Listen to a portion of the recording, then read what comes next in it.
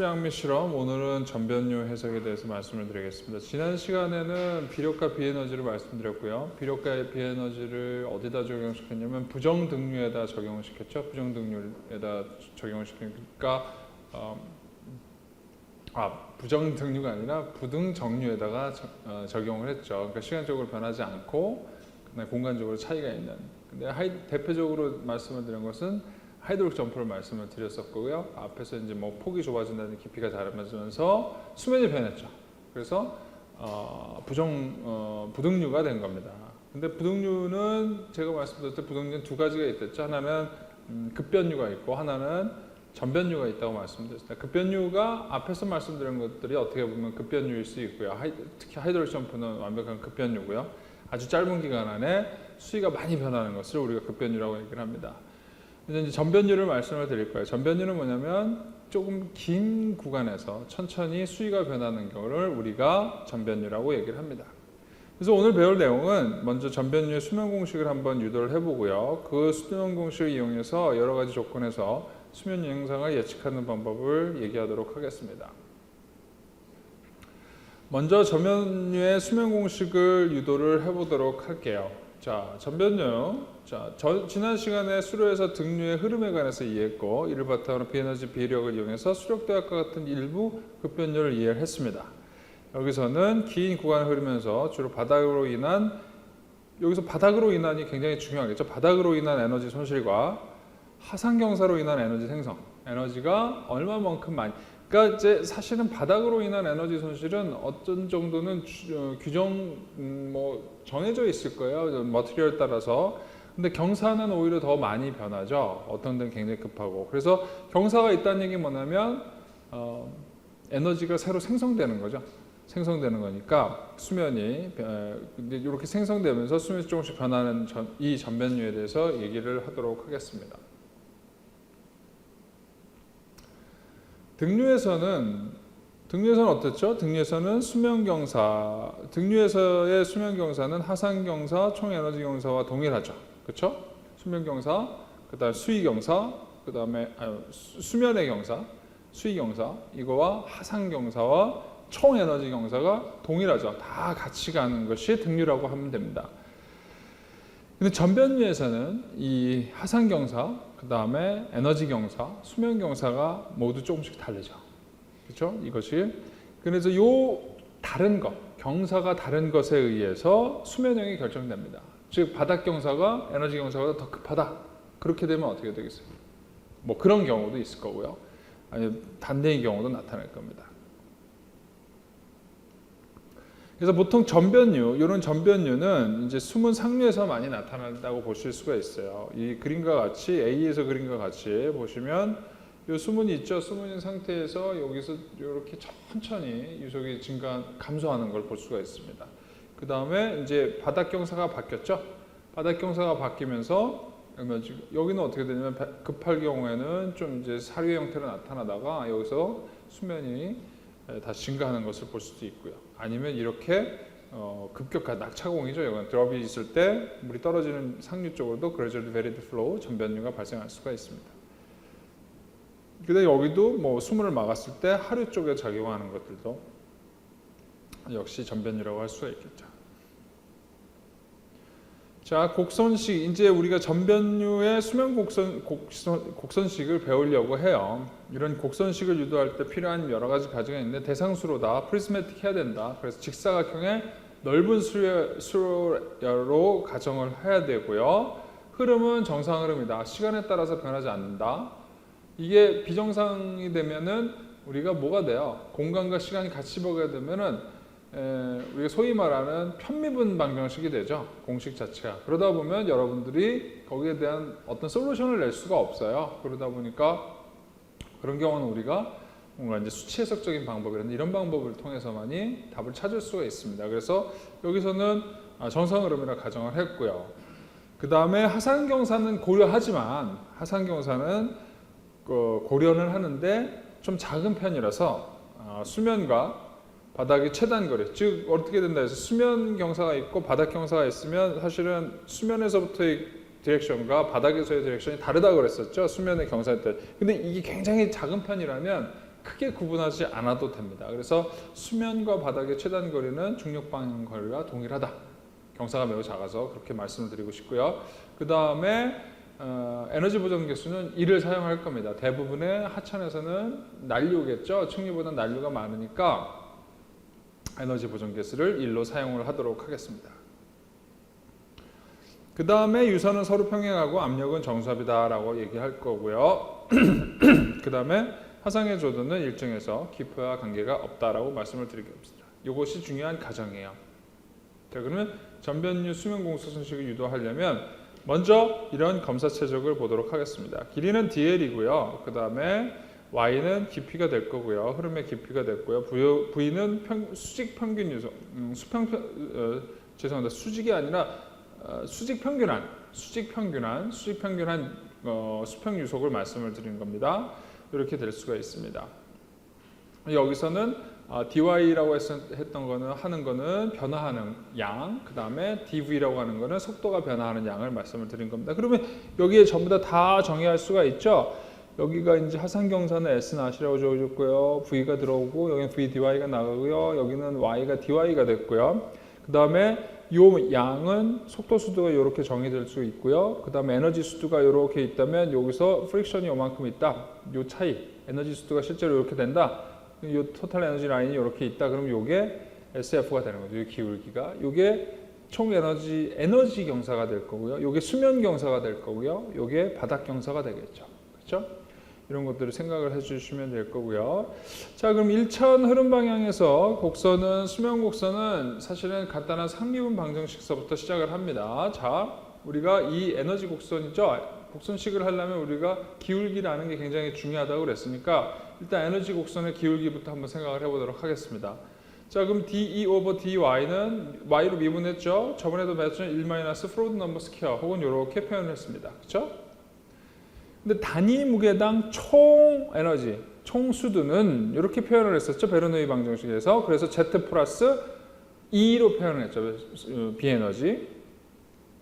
자, 이 총 수두의 변화는 거리당 총 수두의 변화를 알고 싶다면 거리로 미분을 해주면 되죠. DL로 미분했습니다. 그래서 DH over DL은 DG over DL 플러스 D over DL이 되죠. 근데 E는 L의 함수가 아니니까, 그렇죠? L의 함수가 아니니까 직접 미분할 수가 없죠. 대신 E는 Y 함수니까 Y로 미분하고 Y를 L로 미분을 했습니다. 이렇게 표현됐고요. 자, 그럼 요 공식에다가 요 공식이 이제 요 공식이고요. 자, 근데 뭐냐면 DG over DL이 뭐였냐? 그림으로 다시 돌아가 보면 DG over DL이 뭐였냐면은 DG over DL이 요거구나. 그렇죠? DG란 얘기는 Z가 변한 양을 말하는 거예요. DG 요 거리대 요걸 말하는 거는 결국은 이 DG over DL이 뭐냐? S not이라는 거죠. 그렇죠? S not입니다. 근데 왜 마이너스가 붙었어요? Z방향 이 방향이죠. 하루로 갈수록 낮아지는 걸 경사라고 얘기하는 건 여기에 마이너스가 붙어야 되겠죠. 그래서 마이너스 S not이 됐고 DHDL은 뭔지 다시 돌아갑시다. DHDL이 토탈 수두의 변화량이죠. H가 토탈 수두를 얘기했으니까 길이당 토탈 수두가 변한 양, 그게 SF죠. 그렇죠? 역시 방향은 마찬가지로 마이너스니까 마이너스 SF는 마이너스 S not 플러스 D over DY, DY over DL이 되죠. 근데 DE over DY는 앞에서 유도했듯이 DE over DY는 1- 프로드 넘버 혹은 이렇게 표현할 수가 있으니까 요거를 다시 집어넣은 거예요. 그래서 여기다가 들어갔죠. 그래서 S not을 옮겨주면 S not 마이너스 SF는 1- 프로드 넘버 제곱에 가로 닫고 DY over DL. 자, DY over DL이 결국 S not 마이너스 SF over 1- FN 프로드 넘버의 스퀘어가 되는 거죠. 대충 이제 나왔죠. 그렇죠? DY over DL이 뭐였는지 따지면 이게 수면 경사죠. 그렇죠? 수면 경사인데 약간 주의할 점은 있지만 수면 경사로 깊이가 거리에 따라서 깊이가 얼마나 바뀌었냐를 얘기하는 겁니다. DY DL은. 자, 그래서 이 공식을 조금 더 정리를 해봤습니다. 그래서 채치나 매니 방정식을 이용하면 이 에너지 경사는 어떻게 표현할 수가 있냐면 V제곱 over C제곱 R 그런 식으로도 표현을 할 수가 있습니다. 그래서 이렇게도 표현하고 이렇게도 표현하고 이건 이제 유닛이 다를 때 이렇게 표현하겠죠. 그런 다음에 이걸 조금 더 정리를 해서 이 형태를 그대로 가져간 다음에 이 플로우드 수를 정리를 해보면 요 프로듀스를 v 오버 스퀘어 루트 gy라고 놓게 되면 여기다가 프로듀스 대신 요걸 넣을 수가 있고요. 그다음 s 낫을 밖으로 끌어내면 1-sf 오버 s 낫 오버 1-v 제곱 오버 gy로 표현을 할 수가 있겠죠. 그 다음에 매우 폭이 넓은 수로에서 수리 반경 R은 수심과 같은 거죠. 그렇죠? R은 수심과 동일하고 윤변은 수면폭과 동일하다고 볼 수가 있죠. 왜냐하면 요 양이 굉장히 적으니까 윤변이 결국 수면폭과 동일하다라고 할 수가 있습니다. 자, 그렇게 됐고요. 그 다음에 앞에서 말했듯이 에너지 경사 같은 경우는 이렇게 SF는 Q제곱 오버 C제곱 오버 Y 큐빅으로 나타낼 수 있죠. 이거 채취 방정식이죠.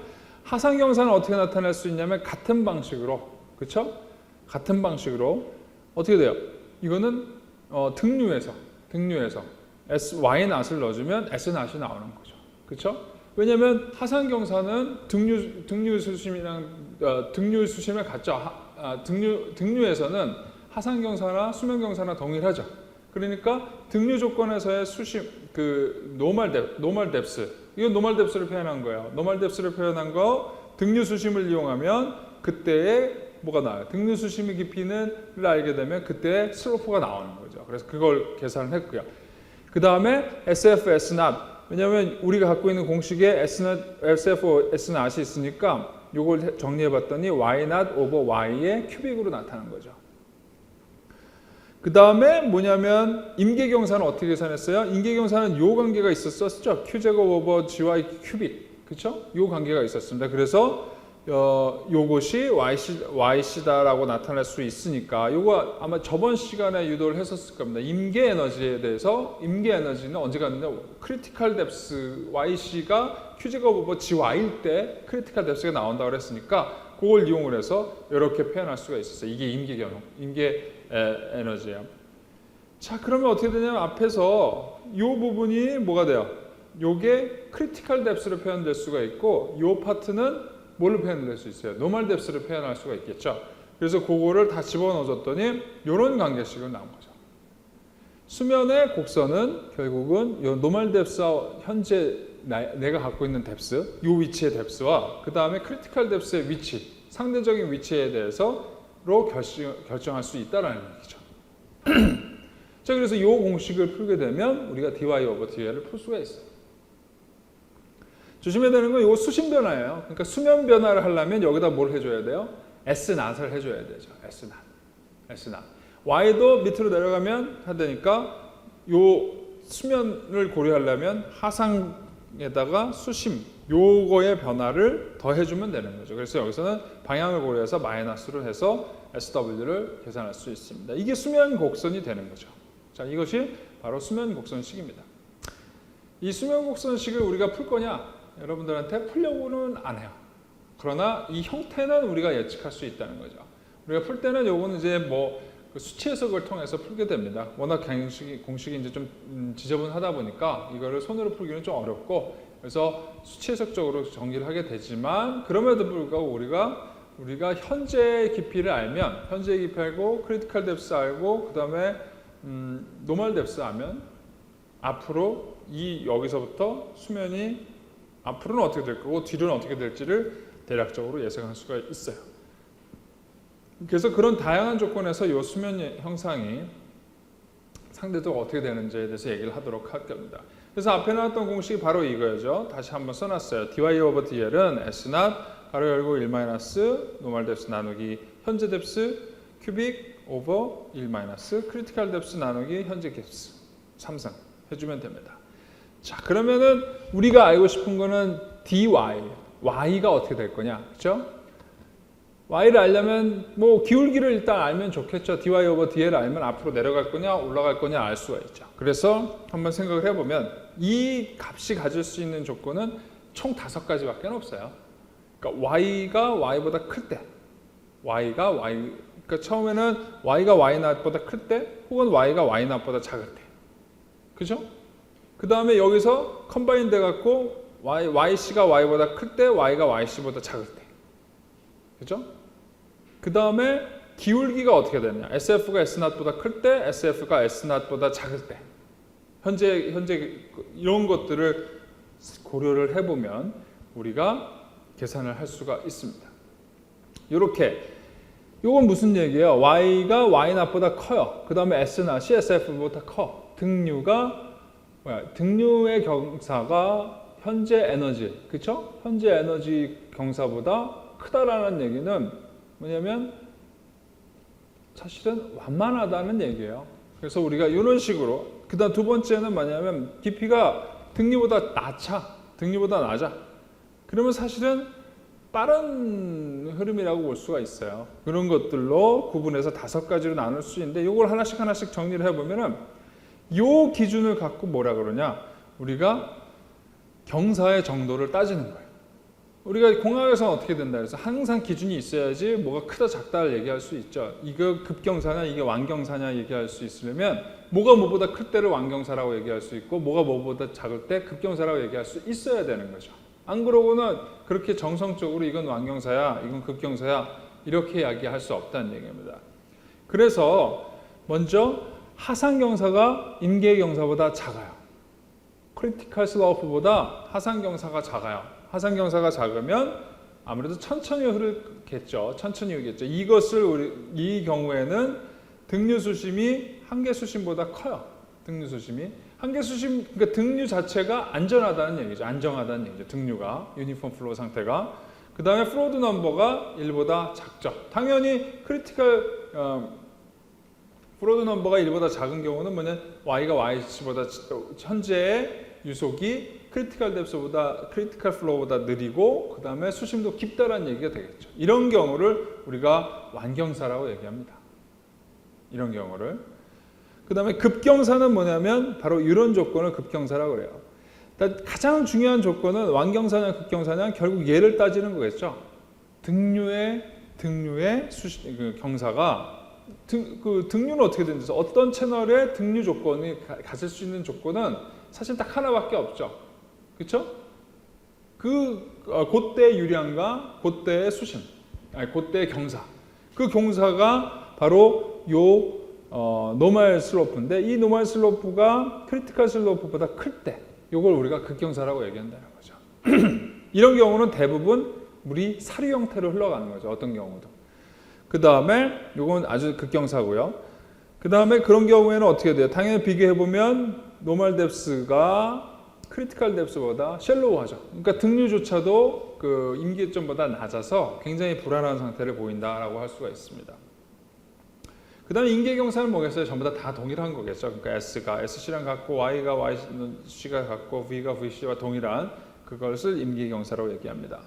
그 다음에 수평은 뭐냐? 하상경사가 제로인 경우가 수평이 되겠죠. 수평경사가 되겠죠. 이런 경우에 등류 수심은 뭐가 되겠어요? 노멀 뎁스는 무한대가 되죠. 그죠? 무한대가 되죠. 그 다음에 역경사, 경사가 음이 되는 거. 바닥이 이렇게 돼 있는 거예요. 이런 경우는 등류가 일어날 수가 없겠죠. 그렇죠? 왜냐면 액셀러레이션이 이렇게 돼 있는데 저항도 이쪽이니까 마찰력도. 그러니까 둘이 이퀴밸런트가 될 수가 없으니까 등류 수심은 존재할 수 없는 것이 역경사가 된다고 할 수가 있습니다. 자, 그래서 생김새는 어떻게 되느냐? 여기 이제 마일드 슬로프라는 얘기죠. 마일드 슬로프는 등류 수심이 요 크리티컬 임계 수심보다 깊은 거를 마일드. 그다음 스티프는 뭐냐면 YC가 Y0보다 큰 거. 그다음에 크리티컬은 동일한 거. 호리존탈은 노멀 뎁스를 정의할 수가 없죠. 둘 다 어드벌스. 노멀 뎁스를 등류 수심을 정의할 수 없는 경우가 이런 겁니다. 호리존탈도 왜 등류 수심이 가질 수 없어요? 등류 수심을 가질 수 있는 조건은 뭐야? 등류 수심을 가질 수 있는 조건은 마찰력이 중력과 같다. 그쵸? 근데 드라이빙 포스랑 없애주는 힘이랑 생기는 힘이랑 같아야 돼요. 근데 얘는 뭐가 없는 거야? 얘는 중력이 작용할 수가 없죠. 중력이 이 흐름을 만들어내지 못해요. 그러니까 그 등류 수심은 여기서 존재하지 않습니다. 자, 그러면 이제 우리가 마일드냐, 스티프냐, 크리티컬이냐, 호리존탈이냐, 어드버스냐를 나눠봤어요. 그런데 이거는 크리티컬 뎁스나 등류 수심은 이 채널과 플로우가 주었을 때 어떤 이상적인 상태의 조건이고, 요거 이제 어떻게 보면 그 채널의 조건이라고 생각하시면 돼요. 채널의 조건이라고 생각하시면 되고, 그런데 실제로 물을 흘러보내면 이대로 흘러가는 게 아니고 요거보다 어떨 때는 여기 있는 거고 어떨 때는 여기 있을 거고 어떨 때는 이렇게 있을 거예요. 진짜 뎁스는. 그래서 그거를 한번 생각을 해보면 재밌는 것들을 해볼 수가 있습니다. 즉, 요 수위가 등류수심과 인계수심의 상대적 위치에 따라서 세 가지로 나눌 수가 있는데 첫 번째 존, 요 존, 즉 y가 노멀 뎁스나 크리티컬 뎁스보다 다 커. 그죠? 네, 흐름이 있는데 이 그러니까 흐름이 있긴 있는데 이 유량에서 실제로는 노멀 뎁스가 나타날 수 있는 그 뎁스보다도 천지 뎁스가 깊고 인계 수심보다도 깊어요. 그런 수심이 우리는 존 1에 있다고 얘기를 하고요. 존 2는 뭐냐면 이게 y0가 yc보다 크면 그러니까 마일드 슬로프죠. 그다음에 yc가 y1보다 y0보다 크면 스티프 슬로프가 돼요. 급경사가 되는 거죠. 그거의 중간에 있어. 어떤 경우든 간에 그 임계 수심과 등류 수심의 중간에 있는 그런 깊이를 가지고 있을 때를 존 2라고 얘기를 합니다. 자, 존 3는 뭐냐면 얘네보다 다 작아. 내 현재의 깊이가 등류 수심의 깊이나 임계 수심의 깊이보다 깊은 경우에 우리를 얕은 경우를 3이라고 얘기를 합니다. 존 3이라고. 자, 그럼 요걸 고려할 거예요. 여기서 1, 2, 3에서 결국 뭐냐면 지금 깊이 다 비교한 거죠. 여기서 슬로프 크기 비교해줬죠. 그럼 다시 돌아가 보면 요거의 조건을 따져볼 수 있겠구나. 그렇죠? SF, S0, Y, Y0에 비교를 해주면 얘의 부호를 정해줄 수 있죠. 그렇죠? 그 작업을 한번 해보도록 하겠습니다. 요거는 이제 DY/DL이 0보다 크게 되면, 그죠? 플러스가 나오면 수심이 어떻게 된다는 얘기야? L을 증가하면 밑으로 가면 Y가 계속 증가한다는 얘기죠. 깊어지는 경우야. 두 번째 뭐냐면 밑으로 갈수록 수심이 낮아지는 경우죠. 그렇죠? 그게 이제 두 번째 경우고요. C는 등류 상태죠. 수심이 변하지 않고 그대로 가는 등류 상태고, D는 뭐예요? 급격히 줄어드는 경우. 급격히 수심이 낮아지는 경우입니다. 요것을 한번 생각을 해보도록 하겠습니다. 자, 그러면 먼저 마일드 슬로프 S0이 SF보다 어떻게 되는 경우? 큰 경우. 그렇죠? S0이 SF보다 큰 경우로 우리가 등류 수심이라고 해서 다시 돌아가 볼까요? S0이 SF가 아니라 SC보다 작은 경우. S0이 SC보다 작은 경우 우리가 마일드 슬로프라고 그랬죠? 자, 그렇게 냈어요. 자, 그 경우는 어떻게 되느냐? 요거 마일드 슬로프입니다. 그러니까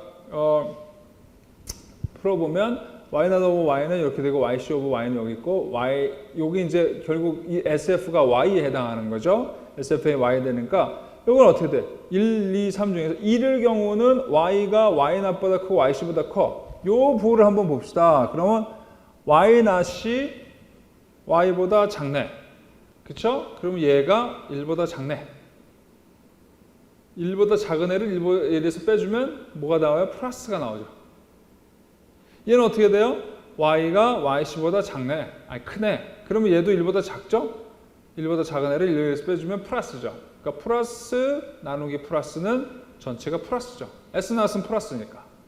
그래서 DY/DL은 존 1에서 증가하는 형태를 가져가게 되는 거죠. 그죠? 자, 그걸 여기다 정리해 놓은 거예요. y가 yc보다 크니까 얘가 전부 다 1보다 크게 돼. 수위가 등류 수심에 가까이. 그 다음에 어떻게 돼요? 자, 그러면은 이제 수위가 y0에 가깝게 되면 분자가 0이 돼서 어떻게 돼요? y가 등류 수심에 가깝게 되면 이게 1이 되는 거죠. 그죠? 1이 되니까 전체가 0이 되죠. DY/DL이 0이 된다는 얘기는 뭐냐면 1로 붙는다는 얘기죠. 여기서는 증가해야 되고 하류 쪽으로는 증가해야 되고 이 상류 쪽으로 가게 되면 DY/DL이 0. 그렇죠? 0이 되니까 여기로 붙는 거죠. 그래서 이렇게 되는 완만한 형태가 되는 겁니다. 오케이? 자, 점차적으로 그래서 천천히 증가하는 모습을 볼 수가 있습니다. 자, 이 형태를 마일드 슬로프 존 1에 있다 그래서 M1이라고 얘기를 하죠. 그렇죠? 자, 그 다음에 하류로 갈수록 수심이 무한대로 가죠? 계속 증가한단 말이야. 그죠? L이 다운스트로프 계속 가면 얘가 계속 증가되게 되죠? 증가되게 되니까 어떻게 돼? 얘가 계속 증가하니까 제로가 되죠. 인피니티가 얘가 인피니티로 가면 어떻게 돼요? 이 y 낫은 정해져 있으니까 제로 되죠. 제로 되니까 1이 되고 s 낫이 되죠. 즉 dy dl은 최하류에서 하상과 동일한 기울기를 갖게 되는 거죠. 그렇죠? 그게 M1 곡선과 최하류에서 하상과 평행하게 되는 거죠. 그래서 바다에 가면 바다의 하상은 어떻게 돼? 바다 가면 수면이 평평하잖아요. 여기 무한대로 내려간 거니까 아주 익스트림을 간 경우 그렇게 할 수가 있습니다. 자, 존 2에서 봅시다. 존 2는 어떻게 되면 M1과 마찬가지로 MT 곡선이 등류 수심에 접해서 시작을 하는 거죠. 이것도 가보면 0으로 가니까 dy dl이 y 나수로 가면 그 다음에 모든 위치에서 수위가 등류 수심보다 자, 또 보면 여기 부호를 잘 보시면 만약에 y가 어디 있냐면 여기 있는 거예요. 이게 y 낫이고 이게 yc니까 y가 여기 있으면 이 공식에서 y가 더 크죠. 그러니까 얘는 1보다 작고 아니죠. y가 작죠. y 낫보다 y가 작죠. 그쵸? y가 y 낫보다 작으니까 얘가 어떻게 돼요? 1보다 크죠. 그러니까 얘가 분자는 마이너스 값이 나오고 크리티컬 뎁스보다 얘가 여전히 깊으니까 얘는 1보다 작게 돼서 얘는 플러스가 되죠. 전체 부호는 뭐가 돼요? 마이너스가 된다는 얘기. 마이너스가 된다는 얘기는 뭐냐면 감소한다는 얘기죠. 내려간다는 얘기야. 즉 여기서부터 쭉 내려가고 있는 거야. 그렇죠? 자, 그 다음에 하나 더 확인해 봐야 될 거는 수심이 계속 줄고 있죠. 줄고 있어서 뭐냐면 y가 yc가 돼. y가 yc가 된다는 얘기는 뭐냐면 얘가 1이 된다는 얘기죠. 1이 된다는 얘기는 뭐냐면 얘가 제로가 된다는 얘기고 제로가 된다는 얘기는 전체적으로 얘가 뭐냐면 인피니티라는 얘기예요. 인피니티를 마이너스니까 이렇게 가는 거죠. 뚝 떨어지는. 즉 M2 형태로 가게 되면 곡선이 이렇게 쭉 가다가 점근 쪽에서 이렇게 방향으로 붙는 마이너스 쪽으로 쭉 내려가는 형태를 갖게 됩니다. M3를 해보면은 M3도 마찬가지죠. M3는 어떻게 되냐면 이쪽에서 여기서 증가를 해야 돼요. 왜냐하면 위도 마이너스가 나오고 아래도 마이너스가 나오죠. 왜냐하면 뎁스가 크리티컬 뎁스보다 낮고 그 다음에 등류 수심보다 낮으니까 위도 마이너스 아래도 마이너스가 전체적으로 플러스가 돼요. 근데 얘네는 어떻게 돼요? 증가하죠. 점점 증가하게 됩니다. 점점 증가하고 만약에 뎁스가 크리티컬 뎁스랑 같아지면 어떻게 되냐? 얘네가 제로가 되고 얘가 전체가 인피니티가 되죠. 그러니까 곡선 형태가 어떻게 되냐? 여기서 끝에서 올라가죠. 인피니티 쪽으로 쭉 올라가는 형태를 갖게 됩니다. 그래서 M3는 끝에서 이렇게 올라가죠. 그 다음에 Y가 제로가 돼버리면 전부 다 인피니티가 돼가지고 얘는 인피니티가 되니까 얘도 0으로 내려가는 거죠. 이렇게 여기서 쭉 올라오는 이런 형태를 M3가 갖게 됩니다. 자, 그렇게 함으로써 이제 모든 곡선들을 이제 서심을 표현해 줄 수가 있어요. 존 3까지 다 설명이 됩니다. 자, 그러면 자세히 보면 여기서 중요한 곡선 얘기가 하나 있는데 뭐냐면 이 경우 M3 곡선 같은 경우는 M3가 나타나면 반드시 하류에서 상류로의 전이가 있어야 되고 이 상류 쪽에 뭐가 있어야 돼? M3가 존재하려면 사류가 존재해야 되죠. 플로우 자체가 이제 크리티컬 뎁스보다 낮으니까 사류 조건이죠, 여기는. 그죠? 사류 조건에서는 이렇게 점프가 반드시 일어나는 형태를 볼 수 있습니다. M3는. 자, 그러면 우리가 다른 걸 한번 해보도록 하겠습니다. 이건 뭐냐면 이제 S1 곡선을 한번 해보죠. S1 곡선도 마찬가지죠. S1 곡선은 어떻게 돼요? 하류로의 흐름이 제어돼서 상류로 수심이 증가하게 된다라는 얘기를 할 수가 있습니다. 이거 보시면 알겠지만 표에서 보면은 y가 yc, y0보다 다 크니까 얘네들은 점차적으로 증가해요. 그렇죠? S1은 점차적으로 증가해요. 왜냐면 위도 포지티브고 위도 아래도 포지티브예요. 어쨌든 y는 y0, yc보다 크니까 포지티브가 되니까 증가를 하게 됩니다. 다만 뭐가 돼요? 얘가 이쪽으로 내려갈 때 상류 쪽에서 어떻게 되냐면 상류 쪽에서는 포지티브인데 인피니티 포지티브가 나오죠. 왜냐면 이쪽에서 공식을 봐야 되는데 공식이 여기 있죠. 이 공식에서 보면 y가 y 크리티컬로 가는 거죠. y가 크리티컬로 가면 인피니티 값이 나오는 거죠. 인피니티 포지티브는 뭐냐면 밑에서 이렇게 올라온다는 얘기죠. 즉 상류 쪽에서 S1이 되면은 어떻게 되냐? 여기서 이렇게 올라와서 이렇게 간다는 얘기죠. 그래서 이런 수면 형태를 갖는 게 S1 곡선이에요. S2 곡선은 역시 따져보면 여기다가 어떻게 돼요? 얘가 마이너스가 되죠. 얘는 플러스인데 밑에가 마이너스가 돼요. 그렇죠? 그래서 얘가 마이너스가 되니까 전체적으로 마이너스니까 쭉 떨어지는 형태를 갖는데 y가 y-로 가면 y-낫이 어디 있어요? 이게 여기 크리티컬 뎁스에서는 요게 y-낫이에요. 여기 써놨죠? 요게 크리티컬 뎁스고 요게 y-낫이에요. 근데 y가 y-로 가게 되면 어떻게 되느냐? y가 y-로 가면 얘가 0이 되죠. 0이 된다는 얘기는 얘가 점근한다는 얘기죠. 그쵸? 등류로 이제 붙는 거죠. 밑으로 쫙 y-로 붙는 겁니다. 그래서 밑으로 갔을 때 얘가 이렇게 붙는 형태를 가져요. 자, S3도 마찬가지입니다. S3도 따져보면 S3는 당연히 마이너스 됐으니까 파지티브 되죠. 그래서 증가하는 형태를 갖고 되는데 뭘로 붙냐면 y가 y-로 붙죠. y가 y-로 붙으면 얘가 0이 돼서 이런 형태를 갖는 거죠. 이것도 점프의 형태를 갖고 있습니다. 근데 얘네들은 여기가 전부 다 사류죠. 그죠? 여기 전부 다 사류죠? 언제 사류라고 그래? yc보다 뎁스가 얕으면 우리가 사류라고 했죠. 자, 그렇게 존재하게 됩니다. 역시 이 경우에는 이 S3 같은 경우는 S1도 하이드롤릭 점프가 보이는 형태죠. 하이드롤릭 점프가 보이죠. S1으로 가면 요건 이제 끝나고 나서 S1이 되는 거죠. 크리티컬 뎁스가 존재하게 되고, 그럼 앞에랑 비교해 보면 M3에서 점프, 사류에서 점프해서 여기서 S1으로 나타나겠네. 그죠? 이게 가장 이상적인 하이드롤릭 점프를 얘기하는 형태가 될 겁니다. 자, S2 곡선도 역시 마찬가지라는 설명을 드렸고요. 크리티컬 슬로프 같은 경우 어떻게 돼요? YC가 Y랑 동일한 경우죠. 그래서 전부 다 구역 2가 존재하지 않죠. YC가 Y-낫이 되니까, 임기경사 같은 경우 Y-낫과 YC가 동일하니까 구역 2가 존재하지가 않겠죠. 그 사이를 구역이니까. 그러니까 얘네들의 나타난 형사는 이렇게 나타납니다. 대부분. 그 다음에 이제 어드버스 슬로프나 호리존털 슬로프 같은 경우는 등류 수심이 아예 존재하지가 않죠. Y-낫이 존재하지 않으니까 같이 그릴 수가 없죠. 그러다 보니까 뭐냐면 아예 1이 존재하지가 않아요. 1존이. 원존이 존재하지 않고요. 그 다음에 수면 하루 쪽으로 감소하게 되니까 임계수직과 곡선이 수직으로 만나는 형태를 갖게 됩니다. 자, 이게 이제 전변류의 곡선식의 수면 현상이에요. 여러 가지 현상들이 이렇게 나타납니다. 자, 그런 것들을 여러 가지 경우에서 볼 수가 있어요. 이 경우가 완경사 수로상의 수면 곡선을 말씀을 드리는 건데, 이게 이제 S1, 그죠? 여기서 사류에서 상류로 띄었죠. 이것도 사류에서 상류로 띄었고요. 그 다음에 단면이 확대되는 경우, 어떻게 돼요? 단면이 축소되면 상류인 경우에는 수심이 얕아지죠. 그런 경우 이렇게 나타납니다. 이것도 S2도 그렇고요. 그래서 수심이 변하거나 마찰력이 변하거나 지형이 바뀌는 경우에 계속 우리가 이런 그 수면형이 바뀌는 걸 볼 수가 있고요. 이렇게 급경사에서 완경사로 나타나면 도수가 여기서도 나타날 수 있고 여기서도 나타날 수 있다. 요거 뒤에서 다시 말씀을 드릴 거니까 꼭 기억을 해주시기 바랍니다. 자, 이런 경우는 이제 완경사를 어떻게 우리 정의하는지 알게 됐고요. 그 다음에는 급경사도 역시 마찬가지입니다. 급경사도 역시 정리를 해갖고